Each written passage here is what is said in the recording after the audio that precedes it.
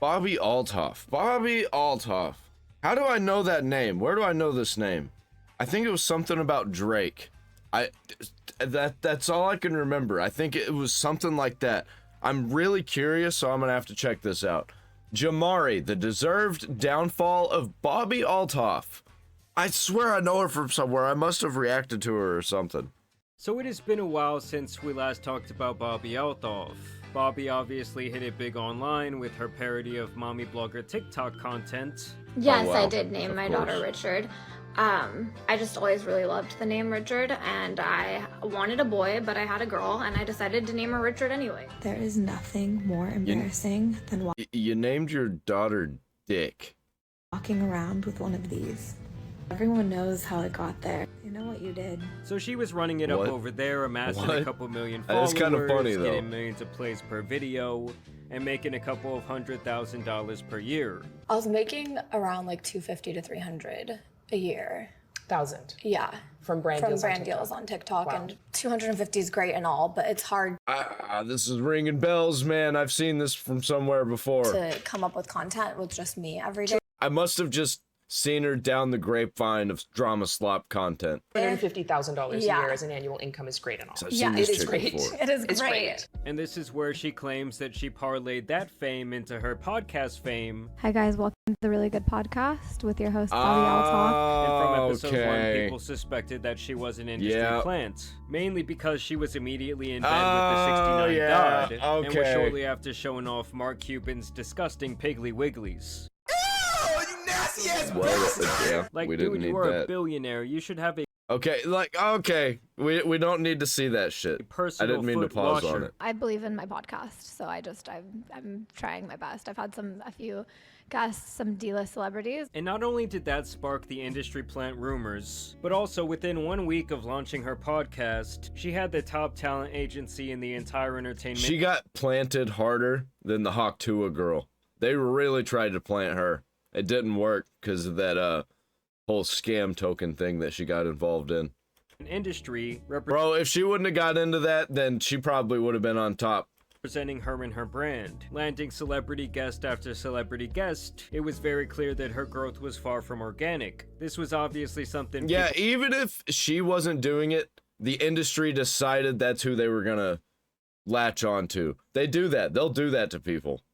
people called out immediately Just try and rope 'em online, in. and also to her face. I know. You're not an industry plant, right? I am, but You do feel kind of planty. We do have the same manager, so is this? I kind know, of isn't that planted? crazy? Feels a bit planty. This is definitely you got like you got Liz. here in 5 minutes. It took me 20 years. Hey, it has been a minute. What I think industry plant is, it's like somebody that has been like that is tied to someone else in the industry and uses those connections Okay. to capitalize, and they like have zero talent. I'm not an anythinger. Well, I don't know about the zero talent part, but I think they definitely will like choose people and be like, well, all of our agendas, all of our ideas are gonna be using you as a conduit.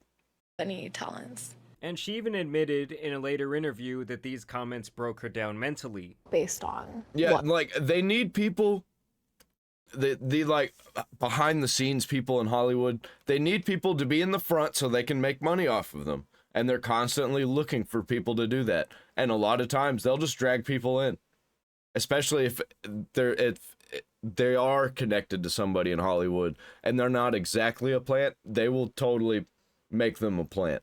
the comments are saying, and sometimes it's just constructive I'm not saying that's what criticism. happened in this situation. It can be a little- I'm just saying, like, in general, that can happen. I have no idea what's happening with this situation. She may or may not be a plant. mean, but yeah, it doesn't bother me too much. And I really feel like her and the Hawk Tua girl were basically Yeah. on that same wavelength. Yeah. And just as quickly as each rose, both It was more like they were being pulled into being industry plants rather than that it was like a decided thing. equally as quickly fell off. I mean, at least for Hawk Tua, she had this massive scandal that derailed her career. You know, the whole scam in your fans with no remorse thing will kind of do that to you. But as for Bobbi, I think that people really just got sick of her sarcastic, too cool to be here, one-trick pony bit. And when she would get in a room with I someone thought he was saying bitch. He said bit. Okay. Like Offset, who read her like a book, she would be made foolish still trying to pull this act off. You wanted to be on my podcast. I remember this. Why you keep saying that cap ass shit? She got man? absolutely fucking I wrecked. honestly didn't even want to do this shit. I don't fucking do interviews. I'm fucking with you because they're making me. You need a little bit of seasoning. You ain't got They're making me. She totally is an industry plant. There's no way. no seasoning, man. You like a plain piece of chicken, just on the thing. You pull it off, and then you serve the dish. You need some motherfucking seasoning, man. You can leave now. This is my hotel. I Bro, this is so fucking embarrassing. This is bad. paid for this motherfucker. You can leave now. Now, beyond this, the main public ridicule that she faced outside the industry plant narrative was that she broke up her family to be in social circles with famous people. You know, I flew all the way here you did. I really do appreciate on my that. daughter's first Well, this is birthday. weird. I wasn't gonna bring that This up. is a really weird idea for a podcast. Gotta give it to her. It is very unique, very different. Mhm. You missed your daughter's first birthday. For To this. be here. Dark. Regret that even you'll true? never be able to undo. Is that even Yeah. true, Horrible. or is that just a joke? I wonder. It seems to be true. If it is true, that's fucked up. Parenting. Now, when Drake is calling you a bad parent, you know you're doing something wrong. Speaking of Drake, Yeah, why would you say that even if it was true? Like, that's why I think that she was just bullshitting as a joke. But you never know. These people are fucked up and evil and weird. by the way, the dude is so down bad that he's been in Bobbi's comment section on Instagram begging her to unblock his name. Embarrassing! Either way, despite being married at the time of these early interviews, she was always asking these guests if they would smash her up. Would you date someone that looks like me? Am I your type? I'd do it. Of course Drake would do it. She's up there in the looks. She's way out of whoever she was with's league. Thank you. I tell you that. I mean, imagine being her husband seeing that shit. The guy did actually file for divorce around a month after the Drake episode dropped, leading to rumors that Drake Honestly, her husband looked like that he'd be punching couches. gave her initial initiation, if you know what I mean. Obviously, after this, she would gain the reputation that she was being passed around the industry. Ryan Garcia was chasing her around the room like it was his crush on the school playground. He would later confirm them hooking up during a Twitter rant. She was seen being drunkenly carried out of clubs, and even had this really embarrassing moment when she Dude, this tried is to so do that bad. thing where girls soft launch the guy they're dating, only to have it backfire after the FBI, that is social media, discovered that it was some NFL player and he completely denied being with her in the first place. What This the caused fuck? her to crash out on TikTok. Why? Just like hard to imagine finding someone who is truly good for you. It's hard to imagine there's a world where there's like someone who's actually This is some weird high school bullshit. What is with this? Why do they always resort to being like high school weird shit? meant for you. Dating is just hard, you guys. Like, Well, now Bobbi Dating has is officially hard. announced that she will be ending her Get over it. You're a fucking adult. Who cares? podcast, which is surprising to me considering she was still getting decent guest and views in the hundreds of thousands occasionally. She's also like a rich celebrity woman, which I guess would kind of be intimidating. All you're going to get is people who are into that, which I don't know very many people are going to be into that unless they're already a like weirdo celebrity type. But obviously, when you compare this to her peak, where she was getting at least 1 million views per podcast and like these top level guests, it had been looking pretty Unless you got people who are straight up just looking for money, power, fame kind of situation, which those are creepy weirdos, obviously.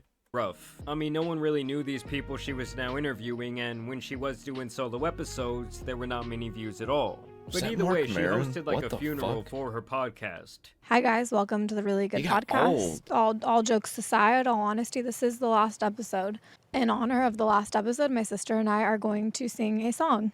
I heard there was a secret chord that David played and it pleased the Lord, but you don't really care for This is cringe music, and do weird. ya? This is a celebrity. And it goes like, Hear me good, nigga. I'm here to double down. That shit is a 2-pack of ass. Yeah, I totally have no idea why this podcast fell out of favor. Now, regardless no of all idea. of that, Even up until last year, someone This was seems like a person that's just gonna be completely forgotten about in like 5 years, and we're just gonna make a video like, where are they now? funneling money into her career, trying to make her a thing, trying to get her some positive PR with Business Insider and other entities. I think that's how it's gonna be with a lot of these current social media influencers. A lot of people that got way up to the top really quickly because of new algorithms and algorithm changes and like quick changes, which everything's slowing down now. We're figuring out who everybody is behind the scenes, what they're actually like, and who we actually like is being projected up more and more, and the people we don't like are just looking like embarrassing freaks. Known to take money to do interviews or think pieces on celebrities. The Really Good Podcast. She was a great podcast. She got me this house, got me the car I drive, she got me a lot of stuff, and she was really great. I really did appreciate her for the time I had with her. And she brought me a lot of memories and a lot of great guests. I will miss doing this podcast, and I will miss the money this podcast brought me. Now, over time, it has been abundantly clear that's pretty clear. That's what your main focus is just money, power, fame. From the start, this was all about money and fame to Bobbi, who don't forget the power. The power part it's pretty an important one right there. Admitted that even when she was young, that was her main gotta be the aspiration face in of life. it. Mentally decided that she can't be like rich and famous side character. She's got to be main character. she made like at least 300 a year on her podcast alone, and I was like, Bobbi Althoff. that's what I need to do now. Althoff. Yeah. I'm already forgetting her name. Next, like I need a podcast. I already did forget her name. How'd you become an influencer or creator? Just wanting to make money. It's like she in general randomly popping up in people's algorithms. That's what happened. Represents a microcosm into our society and how social media has warped people's minds. I hope that I go from D-list to A-list. That's my goal in 10 years. Man. From D-list to A-list. Dude, all of the problems are there. Yeah, you're not gonna make it. Sorry, you've been voted off the island. Yes. I feel like over the last 2 to 3 years specifically, I've noticed a change in At least the way she's being that women honest in about it, particular but bro. present themselves online. And I'll say specifically Behind the scenes on like other shit that's not her main shit, she's like, yeah, it's for the money, it's all fake. And then on her main content, she's presenting it as all as real, and it's the fake shit, and people are falling for it. I can't imagine all the stupid people out there that watch content like this. There's a lot of them out there. People who watch Jack Doherty, like different audiences. But I'm just saying, there's people there's some dumbass people out there that watch some dumbass people making content. on Instagram, where there's this sense that they think they are someone famous or a spectacle to be admired, and I find that shit hilarious. And I'm talking about like an everyday regular girl with 500 followers acting like her shit don't stink. I mean, people in general are just so much more narcissistic than ever before due to social media, or I guess I should say they are desperate for online validation in a way that was viewed as cringy during the early days of social media. As you guys know, this podcast started off just with a girl with a dream to make more money. And I knew when I started that it was going to go places. I didn't know I would fall off as quickly as I did. To be honest, I did think this was going to last a bit longer. But nevertheless, it lasted a minute, and I'm proud of the accomplishments I have, and I'm pretty sad that it has to end like this, but it's okay. I mean, yeah, no wonder it fucking failed, man. I can't stand listening to her talk. It's just like she's droning. Hey, shout out to her for being able to acknowledge the fall off. And like her vocabulary is like she just started high school. And the fact that she loves money. She did run about 10 ads in this podcast, and the entire episode in general just seemed like a money grab, where she says, remember when I did this podcast, remember when I did that podcast. And I will never forget the moment he told me that I was like unseasoned chicken. It was basically like one of those filler episodes where they just show a bunch of flashbacks from the show. You know, the one you always skip. She really just cycles through all the interviews, she plays a clip, and moves on, periodically throwing another ad in your face. And I do have a sneaky... Dude, bro, if people are sick of the whitewashed celebrity nonsense garbage. Like, it's so boring. Nobody's watching this shit. They may be watching it on passing by because they recognize some names. They're like, oh, Michael Cera, he's on a podcast. They're not watching your podcast because your podcast is cool. They're watching it because, oh, Michael Cera's on one of this. Oh, this is boring. This is a really boring podcast. I'm not going to watch all the other episodes. But hey, I like Michael Cera. And that's exactly what they were trying to be, really. And it just didn't work. Suspicion that this might just be the pre-launch of some other show that she wants to now do. But this is how she ends her show. Just any final words for the podcast? She really fell off. I know what happened. People said I was falling off, and they were right. So now it's dead. You guys got what you wished for. You wanted it to be over, it's over. It's gone. It's not there anymore. That's a good attitude to have. No. Even if you're joking, it doesn't come off as that. I don't know, I just feel like someone who loves being around famous people and rising up the social ranks as she does would not just give it up. It's actually my guess. It's so weird. It's just so weird. Like, I wouldn't be into any of that. I don't care about celebrities. I would rather not be around celebrities, actually. I don't get it. I just don't get it. Considering that this episode was posted on the very last day of July, and with these various sponsors riddled into this crock of crap, is that this was only made to meet obligations to them, as when you agree to these deals they usually have allotted time slots of when you will post their ad. And I just cannot see very many people, even if they are a genuine fan of this show, watching the entire thing. And let me just say, the comment section on this video is not exactly what you would expect from a send-off. I mean, it was almost like it was a mixture of good riddance, they were sick of the ads, and then just a bunch of comments about how she left her family to pursue this. Either way, it looks like this is the end of the Bobbi era. Honestly, I think that she would have made more money and had more longevity online in the parody blogger space. I think that she should have been a streamer. Honestly, I think that's the way that everybody should go. And if you can't make it as a streamer, then you should just quit. You should be a streamer, and anything else that you want to do on the side, do that. And just do the streaming thing. It's so easy, and if you just can't do it, then just tap out. Go get a normal job. Go put the fries in the bag. But I guess it's a good lesson that sometimes it's better to rise up slow than to just jump on a rocket and burn out. Either way though, I want to know what you guys think about this decision by Bobbi down below. Do you think there was some sort of... You gotta go completely independent, man. And if something doesn't work, try something else. And just keep changing. You don't have to change everything completely, just like morph. Just change something here and there until you got something good going. And then hold on for dear life. No, that last part, no. Hands in the background telling her, no, you're not going to be the industry plant no more. They saw the triple toilet paper roll numbers on that Business Insider interview where they said America could not get enough, and they said, this ain't working. I mean, I won't lie to you guys, I feel like in general, the podcast space has lost a lot of steam. It's obviously become insane. Yeah, there's a bunch of boring podcasts. We're tired of watching just regular podcasts. Podcasts that are like topical, or like there's something going on in the show, or podcasts that are timeless, something that's not talking about things that are going on right now, and also not boring. People that are just, you know, sitting there talking like this. No, that's just boring. Come on, give me a good show.